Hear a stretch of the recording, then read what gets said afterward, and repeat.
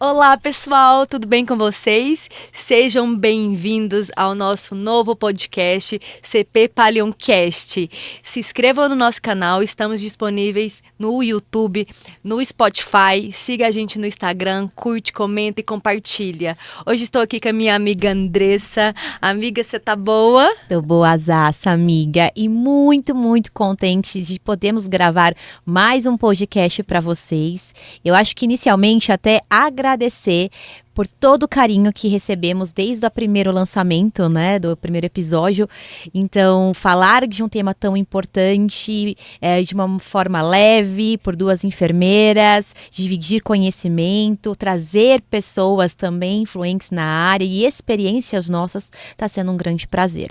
Então, eu quero agradecer imensamente por cada mensagem, por cada ligação de amigos, familiares, de profissionais da saúde, de pacientes. Então, assim, tô muito feliz. E essa parceria, né? Muito felizes. Seja muito positiva. Então, vamos abrir mais um novo podcast, amiga? Vamos. E esse episódio a gente vai falar de um tema muito importante no cuidado paliativo, que é dor que não é só no corpo, o sofrimento total e no olhar integral. Sim, é um tema muito importante, pessoal, que realmente a dor é um sofrimento total. E o que é essa dor total, né? Para a gente falar desse tema ao longo do podcast, discorrer sobre isso, não tem como não falar da Cicely Saunders. Quem que foi a Cicely Saunders?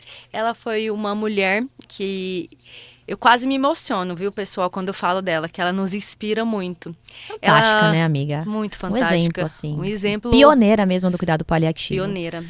E ela nasceu na Inglaterra. Gosto muito de falar dela. Ela nasceu na Inglaterra e na época da Segunda Guerra Mundial, ela trabalhou como enfermeira e ajudou muitas pessoas naquela época. E posteriormente, ela fez serviço social, foi trabalhar como assistente social. E nesse período que ela foi trabalhar no serviço social, ela teve uma visão muito disciplinar, né? Que ela tinha a enfermagem, tinha um serviço social. E nesse período, ela conheceu um refugiado da Polônia, o David, e ela cuidou dele. Ele tinha câncer e ela cuidou dele até seu último dia de vida. E quando ela cuidava dele, ele sempre incentivou ela a abrir uma instituição para cuidar de pessoas na sua terminalidade.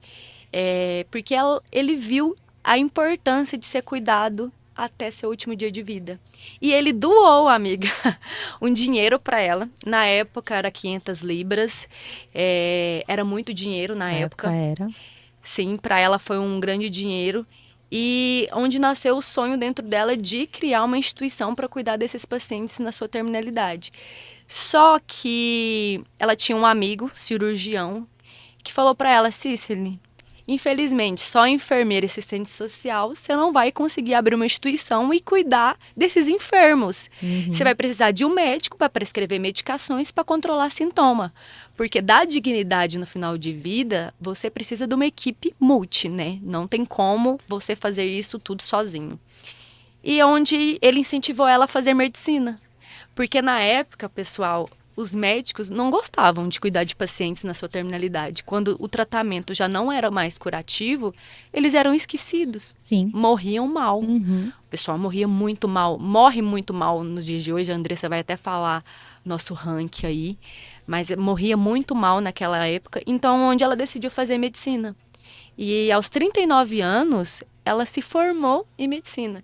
Então, pessoal, não desistam dos seus sonhos, porque aos 39 anos, naquela época, ela fazer medicina era muito importante e muito difícil, né? Isso, e olha só que curioso, né? A Cecily, por ser assistente social, enfermeira e médica, a médica na questão de diagnóstico, prognóstico e tratamento, esse conhecimento mais amplo, ela também tinha a essência do cuidar do enfermeiro, né? Sim. Principalmente de procedimentos, do olhar, né? Da empatia do cuidado e também até das questões sociais, né? Sim. Então, assim, a gente vai falar até um pouco dessas abrangências, inclusive social, o quanto que ela, né, pôde contribuir nisso. Isso, quando ela pôde contribuir para os pacientes que ela queria cuidar. Então, posteriormente, após se formar em medicina, com 39 anos, foi onde ela abriu o primeiro hóspice do mundo. E o que é hospice? O hospice, pessoal, muita gente me pergunta, é um hospício, é um lar de idosos? Laís, o que é isso? Quando eu vou falar, né? Então, pessoal, ele é um meio termo entre lar e hospital. O lar que traz o aconchego, o acolhimento, a família, e a outra metade, o hospital, que traz a equipe multi para cuidar desse paciente. Então, ele não tem cara de hospital, não tem cara de lar de idosos também, e tem cara desse aconchego, então por isso que é um hospice. Menos hostil, né? Isso. E o hospice vem de hospitalidade. Ele é bem. Tem essa característica. E o nome foi Christopher's Hospice, né? Por que desse nome? Foi um fato curioso que quando eu estava na minha pós-graduação, eu sou muito curiosa, né? Eu queria saber por que esse nome. Será que foi um esposo, um irmão, um pai? Quem foi, né? E ela fez em homenagem ao São Cristóvão. Quem foi São Cristóvão? Foi um santo que ajudava os viajantes a fazer caminhos difíceis, cruzar rios difíceis. Então ele ajudava os viajantes. E ela queria ajudar os pacientes a fazer essa última viagem acompanhado e com qualidade de vida. Gente, eu tô toda arrepiada porque essa história me emociona muito. Porque como que uma mulher, naquela época, em 1967, foi Sim. o ano que ela criou o hospice, ela pensou nisso tudo. Então, e ela falava que essa travessia que todos nós vamos passar, da vida para a morte, é não menos importante que as outras, é como o nosso nascimento. E tem que vir com qualidade de vida.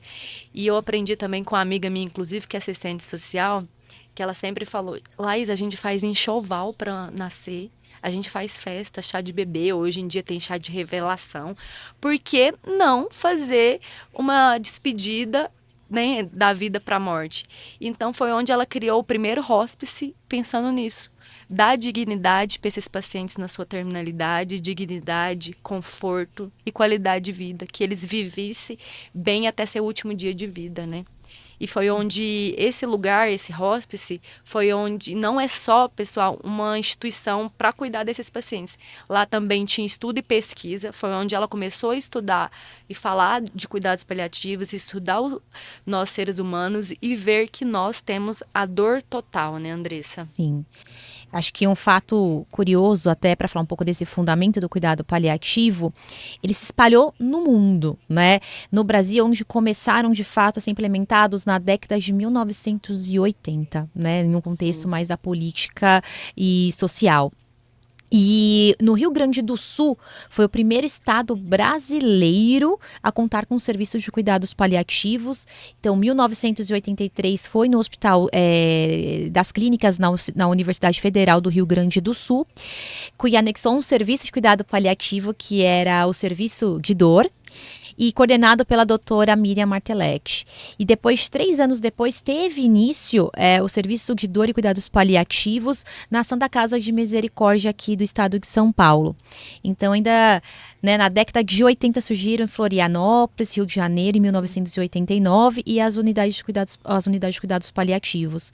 E a gente ainda, Laís, é um dos piores países a se morrer, né? A gente tem um ranking atualizado que nós vimos, acho que 2021, que a gente está entre os 81 países, publicado no The Journal, que o Brasil ficou na 79ª posição. Entre os países em qualidade de morte, oferta de serviços paliativos. Isso foi publicado no Jornal da USP. E em outro estudo, 80 países, o Brasil ficou na 42ª posição, sendo avaliados indicadores quantitativos e qualitativos, quer dizer, o ambiente, saúde, as equipes paliativas, os recursos humanos, o acesso, né, a qualidade do cuidado e o engajamento comunitário. Então, olha só o quanto ainda a gente tem que crescer no nosso país na relação da boa morte. Exatamente. Né? Agora, com a nova política do cuidados paliativos no SUS, espero que a gente melhore nesse ranking, né? E nós, paliativistas, né, engajar nisso, né, poder falar com as equipes, disseminar conhecimento para a gente fortalecer cada vez mais esse cuidado. Sim. E falar de dor. Agora, exatamente, né, Laís? Sobre o que é realmente essa dor total que a Saunders falava, né? Eu acho que a dor A dor total, gente, ela tem diversas abrangências, né? Não é só a dor física, é a dor emocional, social, espiritual. É colocar o paciente no centro do cuidado e a gente abranger várias esferas. Tá? Tem até um diagrama multidimensional que foi desenvolvido pelo Dr. Saporetti e é meio que uma forma de comunicação entre a equipe multidisciplinar, que o paciente ele fica no centro do cuidado e ele divide essas esferas de abrangência e o que cada abrangência a gente acessa. Né? Diversas. Vocês conseguem fazer isso uma única abordagem? Não, é construtivo. Né? Sempre me perguntam, numa única abordagem você acessa todas essas esferas? Não, sempre é na velocidade e no tempo de cada um. Né? Então, claro que a dor física ela é primordial a ser cuidada, né? Ser tratada, porque ninguém vai conversar com outra pessoa estando com dor, com falta de ar, né? Ninguém come, fala com dor, né? Então, primeiro a gente tem que tratar aquele sintoma tratar físico, aquele sintoma, né? que é primordial, por isso que a gente sempre fala nas apresentações que a gente é a equipe que vai ajudar no controle de sintomas, até porque a gente melhora a qualidade de vida quando a gente trata os sintomas. Então, a dor física, ela é primordial e a gente vai usar o arsenal que a gente tem na medicina para auxiliar nesse controle, seja farmacológico ou não farmacológica, Exatamente. né? E o que até as outras equipes, né, multidisciplinares podem agregar nesse cuidado. Eu falo muito do papel da fisioterapia também, da terapeuta ocupacional. Às vezes o paciente está mais dependente para os cuidados, então, tô com um pouco de dor, é mais muscular. Às vezes a gente consegue fazer uma medida com um TENS, uma massagem, uma compressa. Então, ajuda a aliviar aquele desconforto.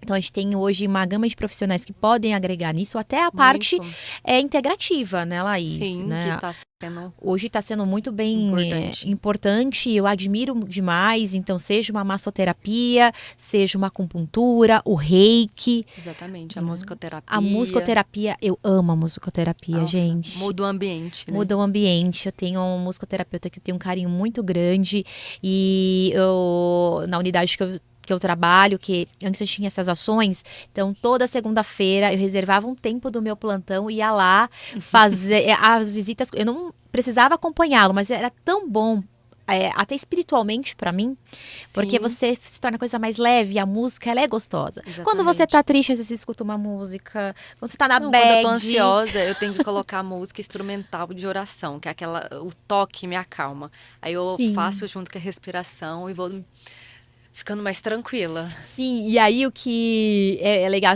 eu até, assim, gente, uma curiosidade pessoal minha, né? Eu acabei de encerrar um curso de massoterapia, porque eu queria uma coisa que me trazesse bem-estar, um hobby também. Eu acho que a massoterapia tem um poder muito grande, né? As mãos têm um poder muito grande. Exatamente. E a troca da energia. Então, a música lá dos passarinhos da natureza, quem não gosta de fazer uma massagem ouvindo, né? Quando você tá muito romântico, né? Você tá numa paixão, a música também traz lembranças. Essa música é familiar, essa aqui combina com a gente. Então, isso é muito importante no cuidado também. As visitas pets que alguns locais fazem, né, de humanização também, trazer aquele momento também. Quanto que eu já vi também uma visita de um cachorro mudar tanto o comportamento do paciente, o bem-estar, né? Tira aquele foco daquilo. Eu sempre pergunto para o paciente se ele tem algum um bicho de estimação ou alguém que ele quer ver pra gente, porque isso muda muito mesmo. A parte emocional interfere totalmente. Então, a dor física é o corpo que dói, né? E quando a gente fala de dor psicológica, que aí envolve as questões emocionais, seja uma ansiedade, o luto, né, as angústias, o sofrimento. Então, é muito importante o trabalho da equipe de cuidados paliativos e o apoio da psicologia nesse contexto, e às vezes nem só da psicologia, a capelania também pode ajudar neste contexto. Então, até muitas das vezes, quando a gente ajuda o paciente nesse enfrentamento das questões emocionais, ajuda até no controle de sintoma físico. Sim. Né? Porque quando o paciente ele tá numa angústia, né, num sofrimento, assim, numa ansiedade, o que ele faz? Às vezes hiperventila, se ele já tem um pulmão mais comprometido, ele faz o quê? Fica mais taquipneico, aí né, descompensa a parte Exatamente. respiratória, aí vai ter que resgatar Os com pacientes medicação. com DPOC é os principais. Os pacientes Eles ficam muito DPOCíticos. ansiosos porque a falta de ar da ansiedade. Então, uma coisa puxa a outra. Se a gente não controla a parte emocional dele, a parte física fica muito prejudicada. Muito. E isso é um cuidado muito importante que tem que ser visto pelos pacientes, né? Entender a sua dor, a sua individualidade. Até muitas das vezes, pacientes jovens que têm doenças ameaçadoras à vida, que até a sexualidade também, Sim. né? O nosso próximo episódio vai ser com o Dr. Milton. E ele vai falar sobre sexualidade no cuidado paliativo. Então, quantos nós profissionais acessamos isso dos nossos pacientes, né? Às vezes É ele muito é delicado, muito né? delicado, então você tem que construir primeiro o vínculo, você tem que controlar, ver quais a abrangência que você vai ter que intervir inicialmente, né? Que é a sua prioridade. Mas acessar nesse momento também é importante. Às vezes tem uma Sim, colostomia e aí aquilo para ele é vergonhoso, o quanto aquilo intimida na hora, né, de estar com a sua parceira e aquilo gerar um sofrimento muito exatamente. grande. Então, o que que a gente pode apoiar, o que a gente deve orientar, o quanto que essa família também está passando, porque a gente cuida de quem cuida. Então, de fato, o paciente é a nossa prioridade, mas e ao seu redor? Eles também estão E sofridos. como que tá a emoção de quem cuida de você, né? Porque o paciente, ele já tem o seu sofrimento ali da parte física, emocional, e a família vem com o emocional muito abalado também. E se a gente não conseguir trabalhar essa ansiedade da família, vai interferir totalmente no paciente. Então, a gente não cuida só do paciente, a gente cuida de quem cuida, né? Cuida de quem cuida. Então, é uma abrangência muito importante a ser vista. Por isso que a gente fala que o acompanhamento tem que ser precoce, porque a partir do momento que você tem um diagnóstico, Sim, aquela notícia já te gera medo, né? Gera medo, gera ansiedade, e agora o que, por quê e o que eu faço? Né, como sim. que vai ser essa evolução? Então, ser amparados por uma equipe na evolução, que não é fácil, é de muito sofrimento, né? A gente lida com sofrimentos. Então, a gente poder trazer e resgatar o que é identidade, o que são valores, o que são os desejos, o que esse paciente agora quer falar, e respeitar também o que ele não quer falar, e, Sim. né? Então, muitas das vezes tem pacientes que, até nas tomadas de decisões, ele não quer tomar, ele delega. Sim, ele não quer trabalhar essa parte emocional. Quando a gente pergunta, porque a gente pergunta como que estão as emoções, qual é os medos, as preocupações, eles não falam. E a gente tem que respeitar. E a gente oferece, faz uma escutativa, a gente faz o silêncio, que tem que deixar o silêncio para ele pensar e ver se ele vai conseguir falar sobre aquilo. E tem muitos pacientes que não conseguem falar sobre isso e a gente tem que conversar e decidir com a família. Sim, e aí ele pode, se ele tiver autonomia, delegar as decisões e falar, olha, né? Sim. E tem, eu lembro de um paciente muito querido, sexo masculino, né? Um câncer super avançado, é um pouco assim, não procurou, tinha sintomas, mas procurou serviço de saúde muito tardio, Uhum. e aí onde se teve metastático, né, o câncer, enfim, não deu tempo nem de, não tinha nem proposta de fato de uma intervenção Curativa. de quimioterapia, né, radioterapia, enfim. Então a gente cuidou muito dos sintomas. E o sofrimento dele, maior mesmo, assim, eu chegava, ele dava um sorriso, aí eu falava assim, poxa, vamos fazer a barba hoje, porque o dia tá tão lindo, e essa barba não tá combinando com o senhor. Ele, mas pra que eu não vou sair daqui? Eu falei, oxi, mas a gente tá aqui com um monte de pessoas. Que tal a gente assistir uma missa hoje juntos na capela? Ou ir até a capela se o senhor não quer assistir a missa? Podemos? Eu falei, com certeza, mas o senhor tem que ir bem aparente comigo. Vamos lá? E aí Sim, incentivá-lo. Ela falou, eu gosto. A esposa dele, ele nunca gostou de deixar a barba assim. Então, motivá-lo com uma ação. Vamos juntos, né? sim. E aí ele fez, se vestiu, porque ele ia na missa todos os domingos. Então, ele não quis participar da missa, mas ele quis ir até a capela. Aí fomos até a capela, de cadeiras de rodas, aí depois ficamos tomando um solzinho ali próximo do local que é onde eu trabalho temos. Então, ofertar esses detalhes, e aí quando ele volta, ele teve mais, até um pouco mais do apetite, de comer uma Sim. coisa mais prazerosa, Diminuir a gostosa, dor física, né? a Porque dor ajudou na física, parte emocional. sim. Se tornou um dia gostoso, né? Sim, então é gostoso proporcionar isso. E quando a gente também fala também da dor social, envolve muito e é uma das questões muito que a gente precisa ouvir e acessar, né? Então, a dor social, gente, de fato as nossas preocupações, né? O quanto aquele paciente está se preocupando com as questões de documentos, de testamento, de como que vai delegar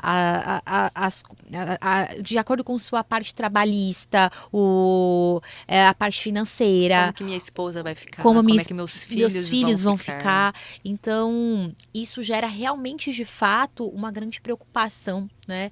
Sim, Minha esposa não trabalha, eu sou a pessoa que faz todo o sustento, né, da casa. da casa e como que isso fica. Então, a assistente social tem um papel muito grande nesse cuidado, até o quanto que a gente consegue pelo Estado, pelo governo, Sim, né? como que a gente pode ajudar, né? Porque existe muitas questões também de a vida daquela família era de um jeito, de repente ele é dependente, precisa de cuidadores. Será que essa rede de apoio, ela né, a vida social tem condições de arcar com esses novos custos?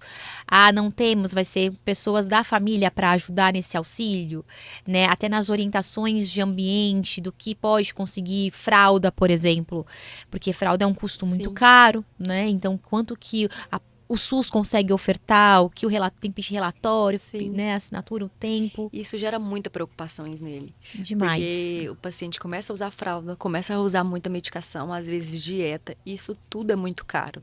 E às vezes o salário dele não consegue. E isso gera uma preocupação, interfere na dor física dele, né? E aí a gente fala até na questão da dor total mesmo. É o Sim, sofrimento de cada abrangência e a preocupação é tão grande, não consegue até muitas das vezes externalizar um pouco com a gente compartilhar para poder auxiliar nesse sofrimento. Então a assistente social tem até eu elogio muito as assistentes sociais, sim, porque elas são meus braços direito, esquerdo, nesse contexto de organização, muito das vezes do cuidado, né?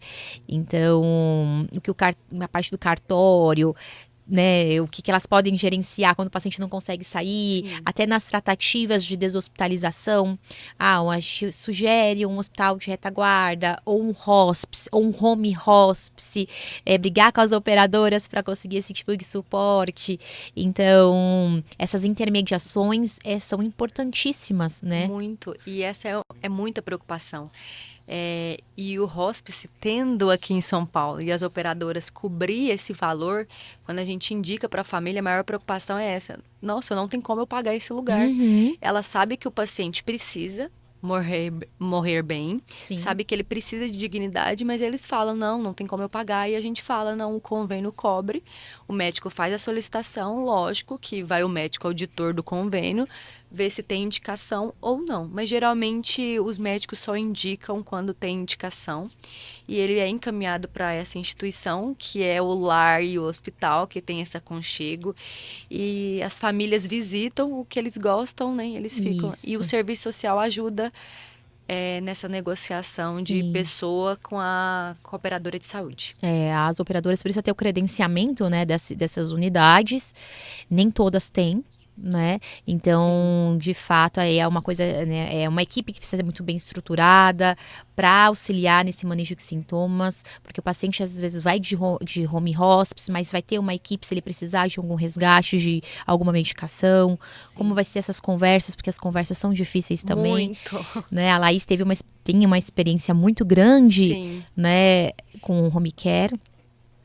Ah, achei que era do. Eu estava aqui pensando alto, pessoal. Mas eu trabalhei 3 anos na atenção domiciliar. Então, para uma operadora de saúde é muito difícil também. Porque, assim, eu olhando agora a parte hospitalar, a Andressa me ensinou muito, porque eu não tinha experiência com cuidados paliativos na área hospitalar. E hoje, olhando de fora, o hospital, ele quer encaminhar esse paciente. Esse paciente Uhum. tem que ser encaminhado, porque o hospital não consegue, às vezes, ficar com esse paciente muito tempo, até sua terminalidade. Lógico que se ficar, ele vai morrer com qualidade de vida. Uhum. Mas ele precisa também dar alta para outros que estão entrando. Então, ter essa rede de apoio de home care e o hospice é muito importante. Quando eu era da atenção domiciliar, quando a gente ia conversar com a família para a gente fazer a internação domiciliar, No início eles ficavam muito assustados. Como que vai ser isso em casa? Imagino. Como que eu vou cuidar desse paciente? E eu falo que quase 100, não vou falar 100% porque não era, mas mais de 90% a gente fazia óbito domiciliar com qualidade de vida. Mas tem que ter uma equipe muito estruturada, Sim. porque a gente vai lidar com essas dores totais. Porque o problema social não vai embora, o emocional não Não. vai, então a equipe multi estar dentro da casa de um paciente que é um ambiente totalmente não controlado, porque o hospital é mais controlado hoje. Porque a gente precisa de uma fono, ela tá ali, a gente precisa do nutri, ela tá rápido, do médico de plantão, e no domicílio isso demora a chegar. Por isso que tem que ser um plano de cuidado muito bem feito. Por isso que tem que ser uma Sim. equipe para ofertar, tem que ser uma equipe muito estruturada e qualificada, especializada em cuidado paliativo. Porque se não for especializada, você pode fazer um trabalho de 3 anos com esse paciente. Se chegar uma equipe que não é especializada, acaba com o seu trabalho que foi encaminhado do hospital, né, Sim, Andressa? desconstrói O hospital tudo. faz tudo, entrega de. Porque o hospital faz isso, ele faz a conversa e encaminha. Então chega mastigado pra gente. Sim. Aí você faz lá, né, seu trabalho, encaminha. Quando chega pra gente, a gente constrói aquilo.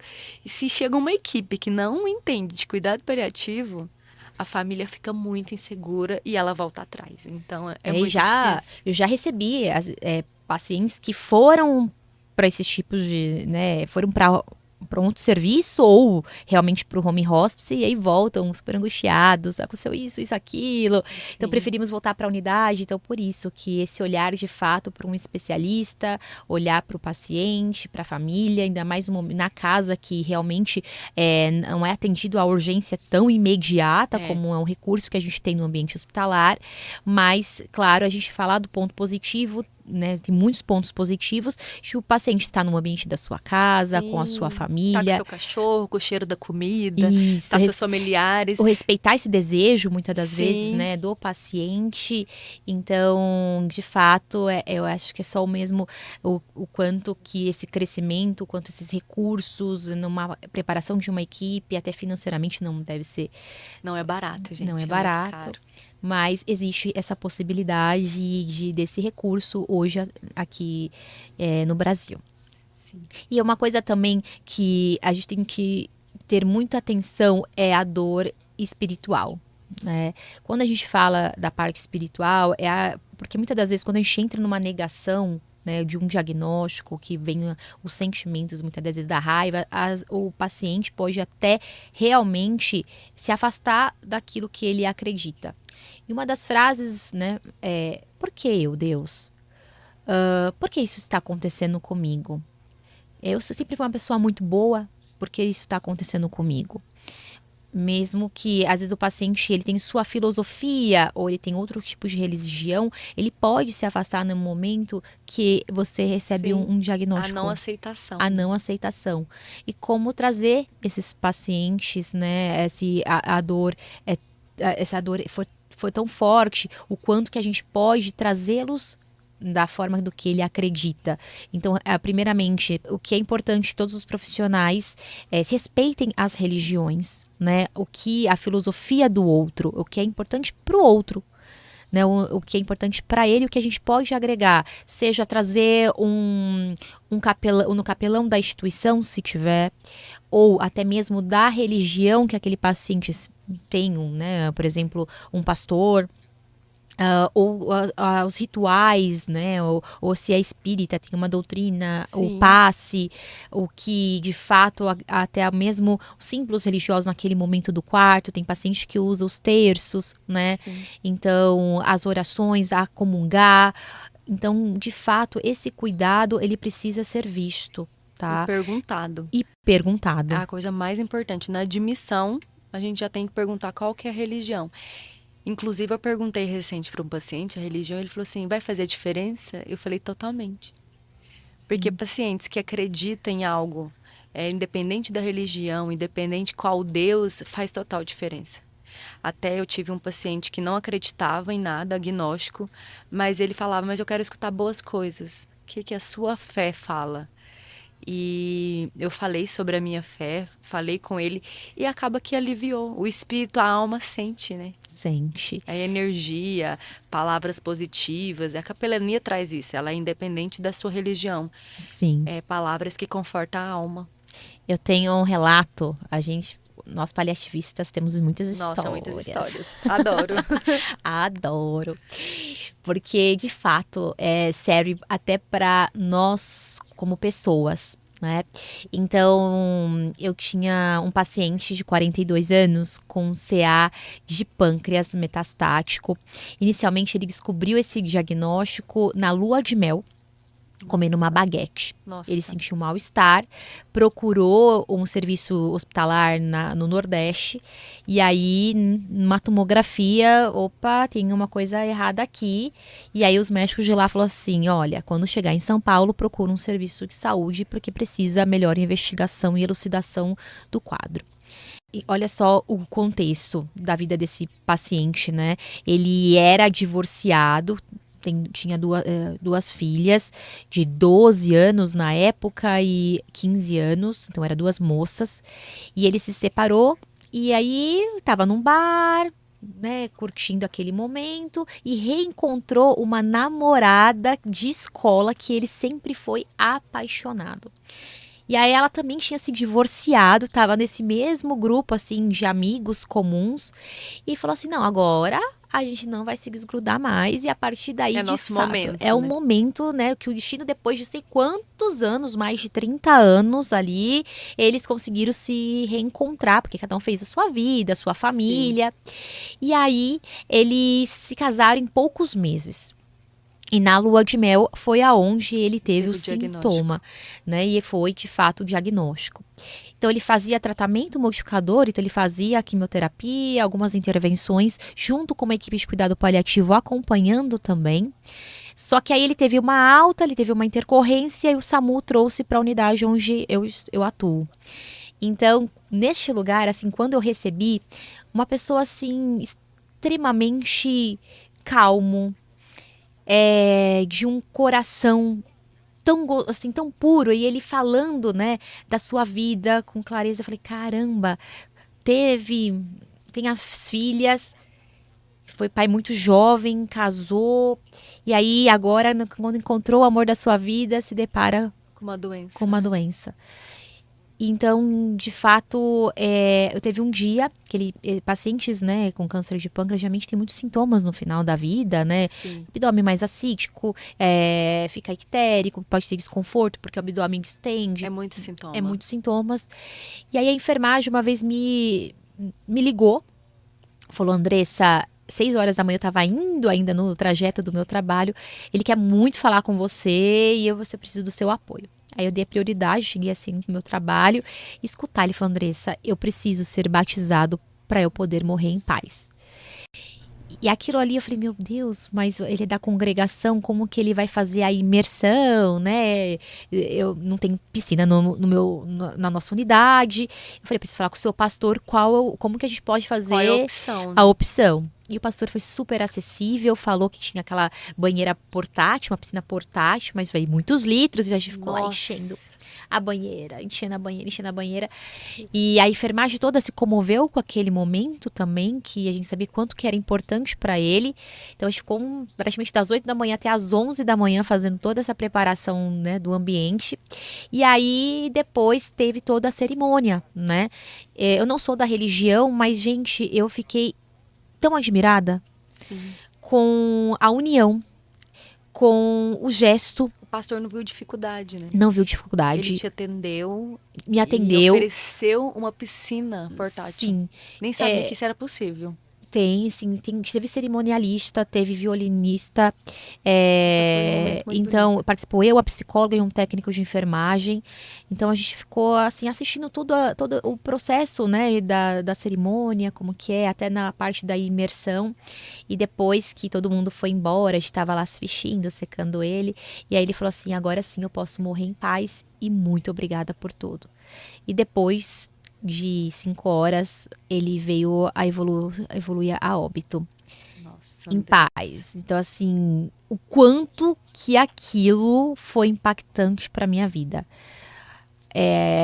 aquilo fazia muito sentido para ele, Muito. né? E às vezes a gente pode, durante a correria do plantão, achar assim, ai, mas não sei Sim. como que a gente vai fazer esse movimento, vamos deixar para um depois. Não, era Poderia somente falar, não tem como, não tem aqui é uma como, instituição privada. sim. E todo mundo se fez um pouquinho, né, do que pôde naquele momento para auxiliar esse desejo. E até nas despedidas, no momento que aconteceu no dia seguinte, a família estava resolvendo a parte burocrática, porque foi um pouco próximo do noturno, então o sepultamento ia ser no dia seguinte. E a família estava agradecendo por tudo que foi feito, Sim. num momento de muita dor, né? Então, obrigada por ter feito o que ele pediu, até realmente na ressignificação do luto para a família, Nossa, muito. também agrega nesse cuidado, ressignificar e saber que você pôde proporcionar aquilo para a pessoa que você ama. Sim, você falou que mudou muito a sua vida como profissional. Imagina dessa família, imagina para ele Sim. essa passagem com a espiritualidade, porque quem tem fé acredita na sua passagem de alguma forma, e eu acho que fez total diferença. Parabéns, amiga. História Obrigada. linda, né, pessoal? Fiquei emocionada. Hoje eu tô um pouco emotiva. Muito linda essa história. Essa história eu sempre gosto de falar bastante dela, porque traz ensinamentos, né, Sim. Laís? O quanto que é Muito. importante, o que é importante para mim é respeitar aquele desejo, né? E o quanto, de fato, era uma coisa muito simples. Claro que pra gente, a gente achou até que, meu Deus, como que eu vou fazer? Mas pra ele era muito simples. Não era dor física, era dor espiritual que tava mais trazendo como um maior sofrimento. Qual que era o maior sofrimento dele ali? Sim. Podia ser várias outras E questões. ajudou ele, e né? ajudou, porque ele falou assim, eu preciso morrer em paz. E eu tenho certeza, não vou perguntar ainda. Muitos pacientes, que a gente custa controlar o sintoma no final de vida. Tem que ligar a sedação, aumentar a sedação, é muito difícil o manejo. E esse paciente que você ajudou na espiritualidade, nessa dor dele, foi difícil essa passagem? Foi Não tranquila? Foi tranquila. Foi tranquila. Ele, acho que uma das questões mais sintomáticas era a dispneia, mas vocês não vão acreditar, assim, de fato, foi uma passagem muito tranquila. Eu acredito muito, porque isso faz total diferença. A esposa só percebeu que ele evoluiu quando a enfermagem entrou no quarto. Que ele fez uma passagem sem nenhum desconforto. Sem nenhum sofrimento ali adiante, porque o que mais trazia... Se não tivesse levado. Sim. Gente, a gente liga a sedação, às vezes a gente aumenta, associa com outra droga. Quando é sintoma refratário, né? E a gente sabe que é uma dor total ali. É uma dor da alma que fica, né? A dor existencial, de fato. Sim. Né? A Andressa contando essa história, eu lembrei de um paciente também, porque ela falou de todas as dores, né, pessoal? A dor física, emocional, social e espiritual. Eu tenho um exemplo também de um paciente, tive um paciente jovem também com câncer, e ele tinha muita dor por causa do tumor, que justificava a dor física dele. Só que ele estava com uma bomba de PCA de fentanil e não conseguiu o controle dessa dor. Zerar, pessoal, é muito difícil a gente zerar a dor física desses pacientes oncológicos. Mas controlar, que a gente deixa o paciente com uma dor que ele consegue fazer, consegue almoçar, consegue andar, consegue uma dor tolerada, é o esperado. Só que a gente não conseguia controlar essa dor dele. Então, quando acionou o cuidado paliativo, e a gente foi conversar com esse paciente, a primeira coisa que eu perguntei para ele foi: qual que é a sua maior preocupação e qual que é o seu maior medo? E não é esperando resposta, porque cada pessoa fala de uma forma e tem pessoas que não falam nada. Sim. Não tenho, não quero falar. E a maior preocupação dele era: a minha esposa não tem emprego e ela depende do meu plano de saúde. Ela precisa do meu plano de saúde, ela é jovem, mas ela precisa, e minha maior preocupação é essa: eu não tenho medo de morrer. Eu sei que todos nós vamos, não tenho nenhum medo, mas eu tenho essa preocupação com ela. Aí eu olhei para a médica, ela já balançou a cabeça, porque a gente conversa, quando a gente trabalha muito tempo com a pessoa, a gente conversa com o olhar, né? Já olhou para ela, a gente já entendeu, a dor física dele existia, mas ele existia uma dor social muito grande, que potencializava a dor física. De imediato, já acionei o serviço social, a assistente social entrou em contato com a assistente social da empresa, a assistente social da empresa ligou para ele no mesmo dia, falou, pode ficar tranquilo, que ela tem uma pensão e ela tem o plano de saúde até tantos anos. Eu não me lembro se era até 5 anos, mas ela tinha esse direito. Olha que bom. No outro dia, quando a gente foi visitar ele, a dor controlada. Quando eu falo, ninguém acredita mesmo. Mas só quem trabalha vê. E conseguiu tirar essa bomba de PCA dele, de fentanil. Controlou a dor física dele. Nossa. Então, tanto que é importante a gente cuidar de todas as dimensões. E o cuidado paliativo é isso. Ele não vai lá ver o câncer, ele não vai lá ver o Alzheimer. Ele vai lá ver o João, o José, a Maria, ele vai lá ver a pessoa. E nessas conversas, igual a Andressa falou, não é na primeira vez que a gente vai conseguir. Não, é Eu só construtivo. perguntei pra ele qual que era o maior medo e a preocupação, porque ele me deu um espaço. Porque dependendo, você não consegue abordar tudo isso na primeira conversa. E por isso que tem que chamar a gente precocemente, que a gente consegue trabalhar toda essa camada desse paciente. E quando chama a gente só na terminalidade, o paciente, igual a Andressa falou, chega, ele tá com uma dor física muito intensa, uma falta de ar. Vou perguntar qual que é o maior medo e preocupação dele, ele vai falar, morrer com falta de ar. Sim. Então você tem que tratar o sintoma físico. Às vezes ele quer até achar, né, assim, muitas vezes já aconteceu, desejar a morte porque tá muito sofrido viver com uma Sim. falta de ar, com dor, Exatamente. né? E não eu tem qualidade sempre de falo vida. para esse paciente, não decide nada com dor e sofrimento. Porque quando a gente tá com dor e um sofrimento muito grande, a gente deseja que aquilo acabe mesmo, né? Sim, sim. Então, a gente tratar todas essas dimensões é muito importante. E lembrando, pessoal, que a dor total não é só para pacientes em cuidados paliativos, é para todos nós, para mim, para Andressa, para vocês de casa, para profissionais. Porque aquilo que a boca não fala, o coração sente, mas na verdade Sim. o corpo sente. Esses roxos que aparecem em vocês, essa gastrite, essa ansiedade, taquicardia, dor nas costas, é tudo questões que a gente não trata. A gente não trata a nossa emoção, a gente não trata a parte social, a gente não trata a espiritualidade. Então a gente tem que olhar pra gente como um todo e nos cuidar. Porque, querendo ou não, se a gente não cuida, a dor física vai aparecer. Sim. E as emoções, o corpo fala as emoções também, né? E aí a gente Exatamente. reage com elas. Então foi onde aparecem esses sintomas. Muito, né, que é gastrite, Sim, taquicardia, tudo sim. sintoma emocional aí. E por isso esse autocuidado também estende a vocês profissionais, a vocês familiares que estão ouvindo a gente ou assistindo, o quanto isso é importante, esse autocuidado, se olhar para a gente estar bem, para cuidar do próximo, ou o paciente que está enfrentando esse momento da vida, o quanto que é importante também falar sobre, né, fazer as coisas que te dão prazer, para conseguir que seja um pouco mais leve em diante Sim, dessa imensidão de situação que muitas das vezes a vida nos coloca. é muita Então, coisa, a vida é muito corrida. A vida paulista, principalmente. Tô com né? saudade de Minas. Minas, Goiás, é mais tranquila a vida. Mas eu quero fazer uma pergunta, amiga, para Diga. você, para os ouvintes, para todos vocês. Qual que é a dor que grita aí dentro de você? Eu quero saber. Qual que é a dor? Física, emocional, espiritual, a dor da alma? Você já tirou um tempo para você se cuidar? Eu quero que vocês reflitam hoje sobre isso. Qual que é a sua maior dor? Qual que é a maior dor do seu paciente? Você não precisa ser profissional de cuidados paliativos para conseguir avaliar todas as dimensões da dor. Você sabendo ouvir seu paciente Sim. e uma informação que você ouve e fala para a equipe multi, a gente consegue tratar esse paciente da melhor forma possível, julgar menos, né? Porque tem muito paciente que sofre muito e ataca muito, mas é porque ele está sofrendo, tem muita parte social, emocional ali por trás. E para a gente ir para um plantão e cuidar dessa pessoa ou no nosso dia a dia, qual que é a nossa dor? Esse é o momento de reflexão para todos vocês. Qual que é a dor que grita aí dentro de você? É da alma? É física mesmo?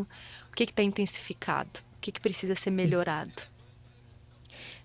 Olha, Momento de silêncio pra momento gente de refletir, silêncio. Vou ficar em silêncio agora, 10 segundos. pra gente pensar, né? Pensar. Olha, gente, foi um tema bastante abrangente, Muito. né? Muito importante dentro do cuidado paliativo falar sobre. Lembrando que a gente precisa sempre da equipe, todos juntos, né, da equipe multiprofissional, engajados nesse cuidado desse paciente. Então, essa é a mensagem que eu e a Laís hoje gostaríamos de passar para vocês. Sim. E agradecer mais uma vez a oportunidade, Muito. né, dessa segunda gravação.